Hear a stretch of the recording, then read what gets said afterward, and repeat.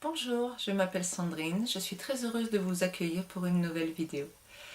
Alors aujourd'hui, nous sommes le samedi 21 avril, temps magnifique, et je tourne la vidéo une semaine en avance, tout simplement parce que matériellement je n'aurai pas le temps de le faire pendant cette semaine, qui va être un peu particulière pour moi. Suite à une conversation cet après-midi avec une amie, j'aimerais vous parler de la difficulté ou de comment ne pas prendre les choses personnellement. Vous avez remarqué que quand on vous fait des remarques, tout de suite, voilà, oui mais tu dis que c'est moche, donc ça veut dire que. Alors, comment ne pas prendre les choses personnellement? Il y a un certain nombre de choses derrière cela. La première chose, c'est ce que je viens de vous montrer par ce simple exemple, c'est le mécanisme de ça veut dire que. C'est-à-dire que nous avons tendance, notre ego, a tendance à s'emparer des paroles de l'autre pour nous raconter une histoire à partir de là. Faire des déductions, raconter une histoire. Les paroles de l'autre sont la réalité. Ce que je vais me raconter dessus, on revient à nos histoires loi des hommes, loi de l'univers, ce que je me raconte dessus, ça va appartenir à mon mental. La première chose que va faire votre ego, c'est de porter un jugement sur ce que vient de dire l'autre. C'est bien ou c'est mal, la plupart du temps. Si c'est bien, vous remarquerez que ne pas prendre les choses personnellement, ça ne pose guère de problème. Si vous le jugez, si vous le jugez négativement, c'est déjà que vous avez fait un choix. Si je reprends le cube des premières vidéos, ce fameux cube avec différentes faces, je vous rappelle que vous voyez une face orange, mais là par exemple de mon côté c'est blanc. Les deux faces coexistent dans l'univers, ça dépend du point de vue de l'observateur. Il n'y en a pas une qui est plus vraie que l'autre. Donc, quand vous choisissez de voir les choses négativement, vous pourriez tout aussi bien les voir positivement.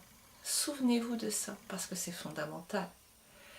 Ne pas prendre les choses personnellement, première remarque, quand c'est positif, c'est pas un problème. Donc, première chose que j'ai envie de vous dire, c'est vous êtes en train de choisir, de regarder du côté négatif, alors on va même le faire de ce côté-là pour plus de clarté, peur, souffrance, violence, ma face négative. Je choisis de ressentir de la souffrance aux paroles de l'autre. Mais je pourrais tout aussi bien voir de la beauté, de la joie et de l'amour. Un exemple. La personne vous dit « c'est moche ». « Oh, tu t'es habillée comme ça, c'est moche, ça va pas ensemble ». Comment ne pas prendre ça personnellement? Premier constat, il dit c'est moche. C'est moche, c'est le cube, ça lui appartient. C'est ni blanc ni noir, c'est tout ça. Je peux le regarder de n'importe quelle face, d'accord? Si je choisis ça, alors on va commencer par ce que vous savez faire, c'est-à-dire regarder de ce côté-là, puisque notre éducation nous l'apprend. Peur, souffrance et violence. C'est moche, ça va pas ensemble. Je choisis de l'écouter et de le voir de cette face-là. Ça veut dire qu'à partir de ces mots entendus, c'est moche, ça va pas ensemble, je vais me raconter quelque chose de souffrant et de violent. Ça veut dire que je n'ai aucun goût, ça veut dire que je suis nulle, ça veut dire qu'il ne m'aime pas, ça veut dire que, etc., etc. Et là, j'ai mal. C'est moche, c'est un son, ça fait pas mal. Ça ne fait pas mal un son, à moins qu'il soit très aigu ou très fort. Là, ce que je suis en train de faire, je suis en train, dans la lancée des 2 dernières vidéos, de vous clarifier la différence entre monde réel et le monde du mental. Ils sont tellement entremêlés par l'habitude de notre conditionnement que nous avons du mal à les démêler. Et c'est de là que viennent tous nos problèmes. C'est moche, c'est un mot. Ça pourrait être un cube posé quelque part, des paroles posées. C'est moche. Bon, c'est moche. Voilà, ça fait 4 fois que je le répète, ça vous fait mal nulle part. Il n'y a pas de souffrance. C'est moche, ça fait mal quand vous vous racontez une histoire dessus.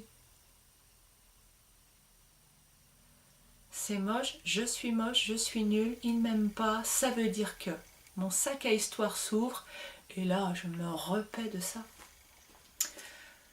Ne pas prendre les choses personnellement, c'est choisir d'aller voir beauté, joie et amour.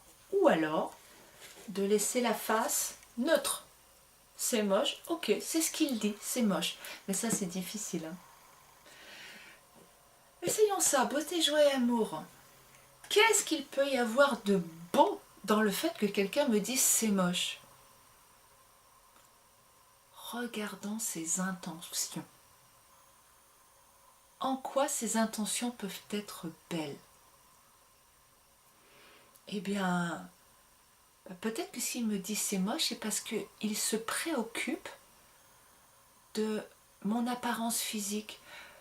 Parce que s'il était à ma place, il aimerait être beau. Et que pour lui, là, il juge que c'est beau. Enfin, que ce n'est pas beau. Et que donc, il s'inquiète en réalité pour moi. Pour pas que je présente au monde quelque chose qui fasse que je sois rejetée. Vous voyez que c'est toujours une histoire que je me raconte. Mais pas une moche, pas une histoire négative de peur, de souffrance, de violence, de rejet, de critique, d'abandon, etc. Juste une jolie histoire. Une histoire pas belle, une jolie histoire pour les mêmes paroles. Ça veut dire que vous avez la possibilité et la responsabilité du contenu du sac de vos histoires. Sortir du sac à histoire, c'est une étape un petit peu après. Ça demande d'avoir déjà de la clarté sur ce sac et de se rendre compte que vous rajoutez une histoire à chaque seconde dedans par rapport aux paroles que vous entendez. Et si vous voulez avancer dans votre vie, je vous invite vraiment à cet exercice pendant, je ne sais pas, 10 minutes, même moins peut-être. C'est quand vous êtes en relation avec quelqu'un ou quelque chose, plutôt quelqu'un, qui vous parle, eh bien, comptez sur vos doigts combien de pensées viennent par rapport à ce que l'autre vous dise. Et si vous les mettez dans le sac des jolis ou dans le sac des moches, ça, ce serait très intéressant comme exercice à faire. Et remarquez que vous allez remplir beaucoup vos sacs. Donc, plutôt côté moche que côté jolie histoire. Donc la première chose, c'est prendre conscience que c'est vous qui souffrez parce que vous racontez des histoires qui vous font souffrir. Ok? Rien à voir avec l'autre. Lui, il a juste dit des paroles.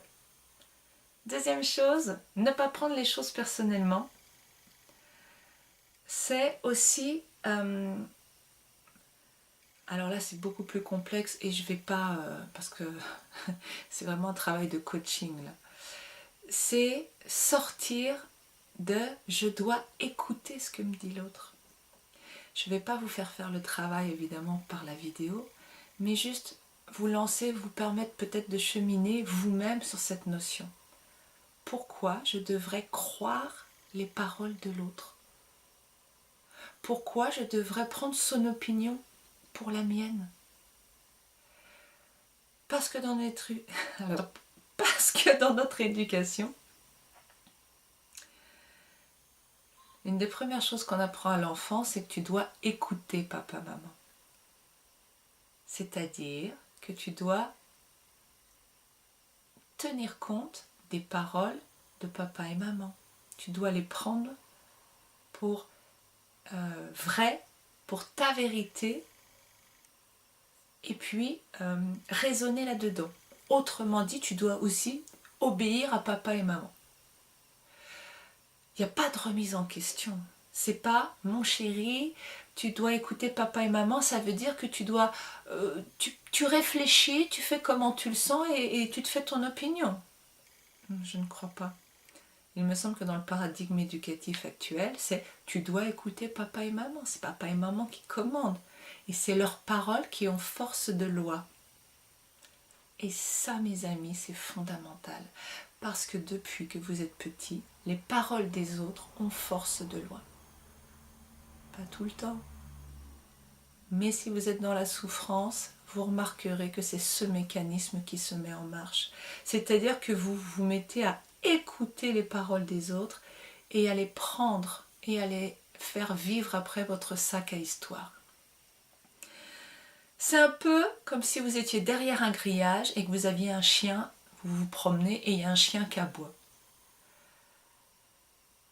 Est-ce que vous jugez utile et pertinent de vous arrêter pour écouter ce que dit le chien ou pour essayer de négocier, de discuter avec, pour qu'il arrête d'aboyer?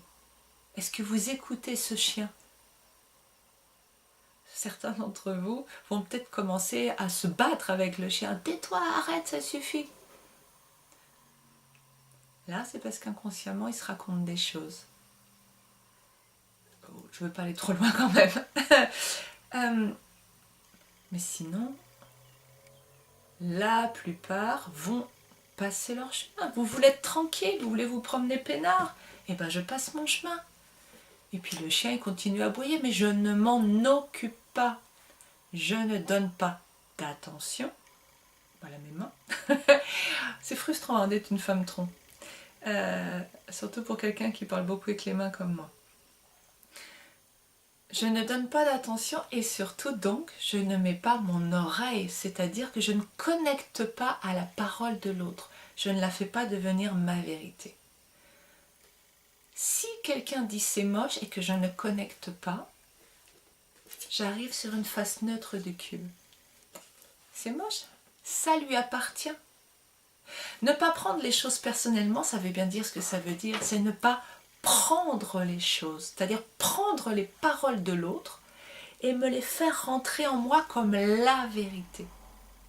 C'est moche. Ok, c'est ton opinion. Quel est le problème si je laisse à l'autre cette opinion? Il n'y en a pas. Il trouve que c'est moche. Bon. Après, peut-être que moi je vais avoir un problème sur il ne devrait pas, il n'a pas le droit, nanani, nanana. Ça, c'est mon sac à histoire. Remarquez que c'est mon sac à histoire qui me fait souffrir, pas ce que dit l'autre.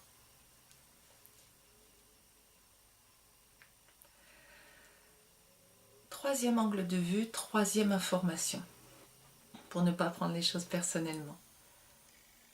Quand une personne parle, elle ne parle pas de ce qu'il y a en face d'elle. Elle ne parle pas de vous. Elle ne parle pas de ce qui est dans la réalité en face d'elle. Pourquoi? Tout simplement parce que, vous avez vu avec le cube, elle peut choisir de se placer du côté négatif,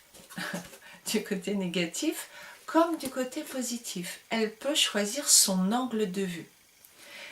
Ça, c'est symbolisé. Hein.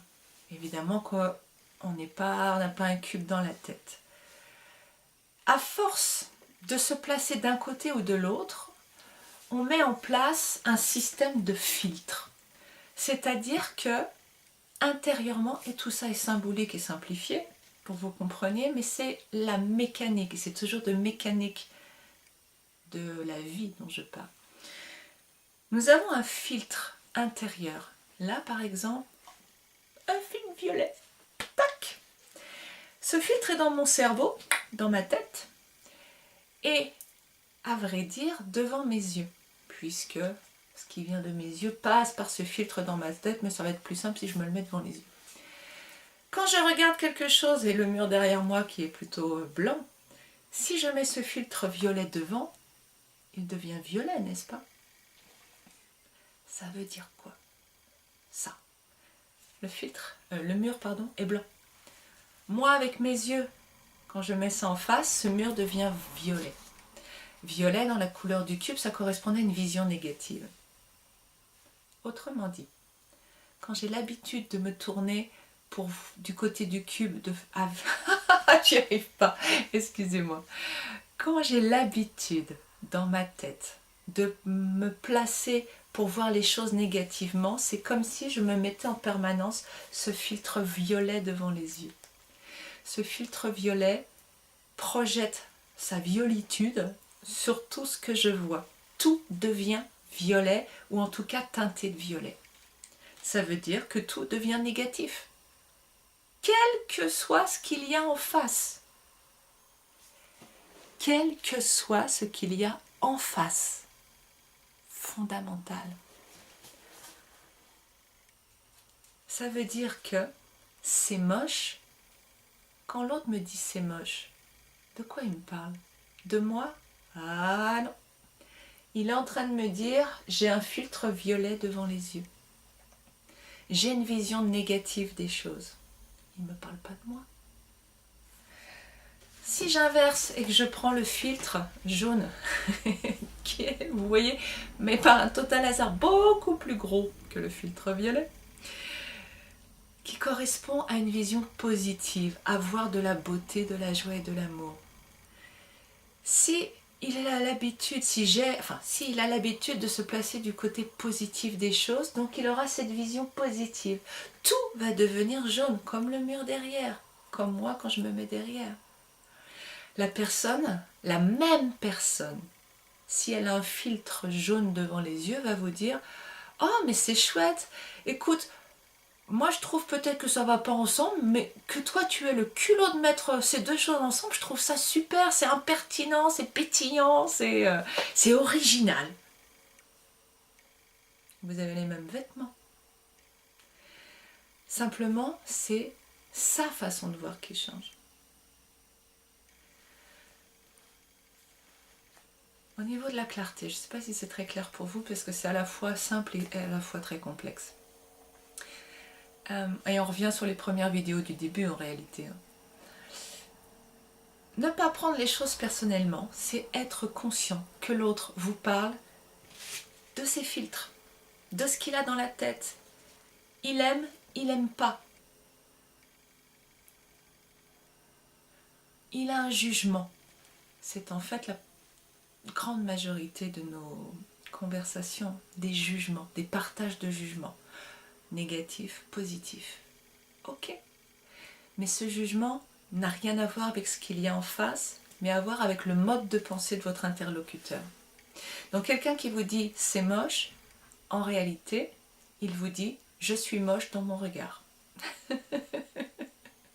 Et là, je suis beau dans mon regard, je vois de la beauté, et là je n'arrive pas à voir de la beauté. Je suis impuissant à voir de la beauté. Vous ne trouvez pas que c'est triste ça, quelqu'un qui est impuissant à voir de la beauté? Et j'avoue que ça m'arrive quand même assez souvent ça aussi, d'être là. De ne pas arriver toujours à voir de la beauté. Et ça n'a rien à voir avec la personne en face ou la situation de vie, ça a à voir avec ce qu'il y a dans ma tête. Donc, pour clore cette vidéo que j'espère pas trop longue, pour une fois ces dernières semaines, 3 choses importantes à comprendre, si j'arrive à m'en souvenir. La première chose, c'est que l'autre ne parle pas de vous, mais en réalité parle de sa vision du monde, positive ou négative. Une autre personne face à vous, qui a une vision positive, va trouver ce que vous êtes, ce que vous présentez, ce que vous dites, absolument extraordinaire. Donc, ce sont les mêmes mots, rien à voir avec vous. Donc, quelqu'un qui émet un jugement, une critique, un jugement négatif, donc, parle en réalité de son incapacité à voir les choses positivement. Ça n'est donc pas de vous. Deuxième chose, c'est vous qui vous rendez malheureux par les histoires que vous allez vous raconter sur les mots que vous entendez. Vous pouvez choisir jolie histoire, moche histoire. C'est vous qui choisissez. L'autre a un bout de la communication, vous êtes à l'autre bout. Il émet des sons, hop, vous les attrapez ou pas. Et vous en faites C'est ce que vous en faites qui est votre choix. Troisième chose, troisième point, rien ne vous oblige d'attraper ce que dit l'autre. Ce n'est pas une obligation. Et là, c'est un vrai travail de coaching, de déconditionnement. Ce que dit l'autre, vous n'êtes pas obligé de l'attraper comme une vérité. Et d'autant plus, si vous vous souvenez de cette première vidéo, que la vérité n'existe pas, puisque ce n'est qu'un point de vue. Alors pourquoi l'autre choisit ce point de vue-là? C'est son problème, d'accord? Mais pas le vôtre, rien à voir avec vous. Voilà. J'espère que cette vidéo vous aura aidé. Si vous avez des choses, si c'est pas complet, si oui mais, n'hésitez pas à me le dire, me laisser un commentaire. Il faut être abonné pour laisser des commentaires, mais vous pouvez m'envoyer des mails sur la boîte spiritualiste.hotmail.com. Voilà. Je vous souhaite une belle journée et puis je vous dis à samedi prochain. Les vidéos sont postées à 9 h, donc à partir de 9 h, elles sont à votre disposition. Belle semaine à vous. Au revoir.